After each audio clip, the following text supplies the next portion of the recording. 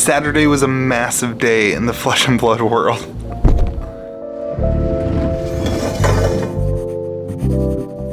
Well, what is up, everyone? Hope you're having yourself a fantastic Sunday. Hope you're relaxing with your family. Yesterday, Saturday, was right now it's 2 a.m. on Sunday morning. Yesterday was a absolutely crazy day in the Flesh and Blood world. I guess Sunday was technically the day.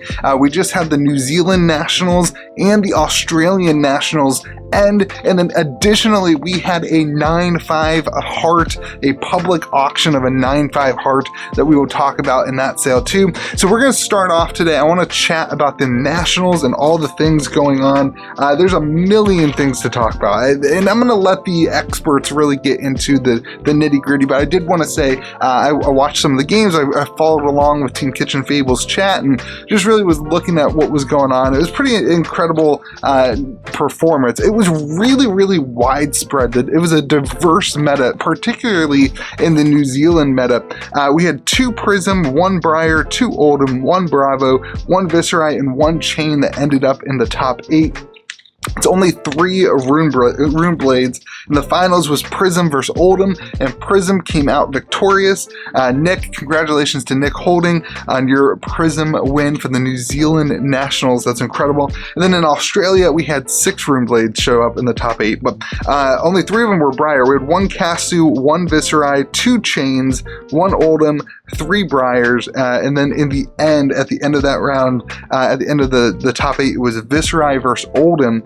Congratulations to Hayden Dale for winning on Viserai. So Oldham got 2 of the top 4, but couldn't pull off the win. We have a champion in Viserai and a champion in Prism. So really cool. I absolutely love seeing the old hero in Viserai pulling off a win. I love that deck is back, and I love that the game has not grown too far away from its original heroes, and that a deck like Viserai can still be very predominant and win a tournament like this. That's really incredible.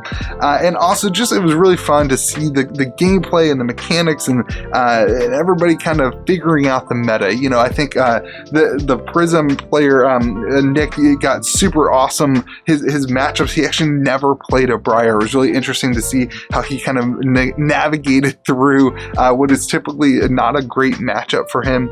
But he also played a deck that was really strong against Oldham and Bravo. So really cool to see the way that the decks kind of bounce off each other and balance each other. Really interesting in that way. I do think based on kind of the top 8, that Prism looks like it's going to be really good, especially when Briar is kind of out of the meta. You definitely had a meta in Australia that was a little bit more focused in on Briar. But New Zealand, without the huge kind of, maybe it was just luck in the draw of the tournament, but without that Briar really pushing down Prism going up against Oldham and Bravo was really strong. So it will be really interesting to see what this meta looks like now that Briar is going to be taken back a little bit. Will Prism kind of rise to the top? That being said, we did also see some spoiler on Twitter that also says that there's going to be another card in Everfest that destroys Aura. So obviously that's going to hurt Prism. So maybe that helps balance it out. It's really interesting. A couple other takeaways. There seemed to be a pretty good viewing going on, anywhere between 300 to 700, even almost up to 1,000 on the finals in the New Zealand Nationals on YouTube. So really cool to see people following along, paying attention to it, and the community excited about it. I think it's a great look for the game. I think it's a really healthy meta. I think for as far as the bans go, I think this is going to be a point of topic over the next couple of days. Without Briar winning those things, and I guess in Australia it performed a little bit better than in New Zealand, but not even a top 4 for Briar. I think there's going to be conversation of, man, were those bans for something that was in Everfest, or were they just not sure about it? And so it'd be really interesting to see what happens moving forward. And it's going to be really interesting to see what is printed in Everfest to kind of look back on that. I think that you're going to see some spicy stuff in Everfest as a result of the ban and restricted announcement. Just my opinion. But anyway, I think it's a great look for the game. I think it's really interesting to see the different meta shifts and the dynamics and the player base. And it was really cool to see Matt Rogers performed better in New Zealand than in the USA. I don't know. USA players all day, baby. All right. So congratulations to those winners. Really, really cool. And congratulations to the game as a whole. So, all right. Now let's talk about the market. The last public sale we had of a Heart of FANDAL was on eBay on January 4th. It was graded 9.5. It had 3 9.5s plus the 9 corners, and it sold for $16,100. There were some people who said that they tried to bid on it and that it was low, and they weren't able to bid on it. I don't know how that works, but anyway, that was on eBay. That was on January 4th. Today on Facebook, we had a heart. Did I say I? It was a heart. If I said I'm backwards. Anyway, we had a heart with the exact same grades, a 9.5 heart with 3 9.5s, and then the 9 corners, the same grades, that sold for an end price of 30,500 Australian dollars. Now that translates to $21,897. So it sold for 30,500 Australian dollars, or in the United States, that's 21,800. So it's interesting. There was about I think between 600 and 650 people in the Facebook group. There's a good chunk of people following along, and I just kind of hit the notification bell to hit, up there you can hit the little notification bell. It tells you what's going on. Or there's a lot of people hitting F to kind of follow along in the chat. I kind of was tracking the number of bidders, right? So in my mind, that 16,000 number was really important because that's the last public sale we saw. So we actually had 9 bidders that bid more than 20,000 Australian dollars. So 9 bidders that bid more than 14,500 US dollars, and we had 5 bidders in the last 2 hours. So the way they did this auction was that anytime something bid, if it got to the end, the last 5 minutes, they had an anti-snipe rule. So if you bid, then it added another 5 minutes to the clock. So every time somebody bid, it added 5. It reset the clock to 5 minutes basically. In the last 2 hours, there were 5 bidders, 5 different bidders, and over 20,000 United States dollars. There were 3 bidders that bid over 20,000. So interesting to see where the market is. This seems to be a sale with the community. I will say one of the negatives of having a sale like this in a Facebook group is it does limit, I think it limits the total number of people that can get there.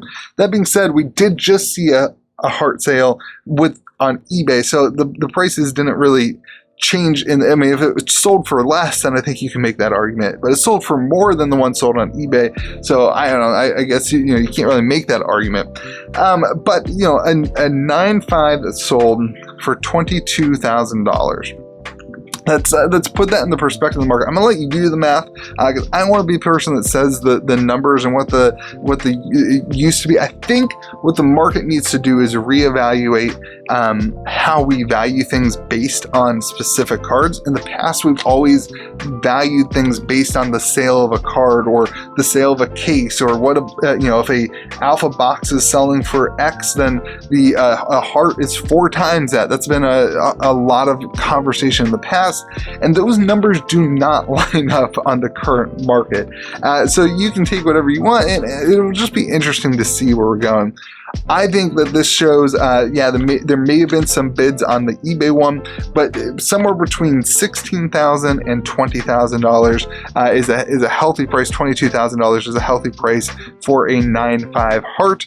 You kind of take that and divide it by 2, divide it by whatever you divide for a raw heart, and just keep in mind that everyone is looking for that 9.5 grade.